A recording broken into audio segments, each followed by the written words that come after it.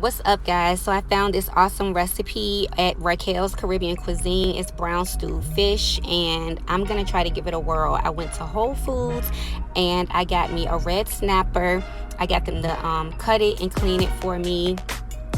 Got all my vegetables. I did kind of like substitute. She said a regular tomato, but I think I got an heirloom tomato. It was all they had, so I just grabbed it. I'm not putting rosemary in it. I don't even know why I have that right there, but I bought rosemary that day.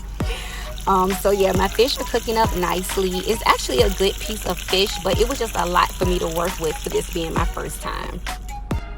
My greens were awesome. Let me tell you guys, I'm a kale superstar. I can make the best sauteed kale. But anyway, that's not about this. So the fish was really good. I love the sauce. The vegetables was like my favorite part. And of course the rice. Who doesn't love rice?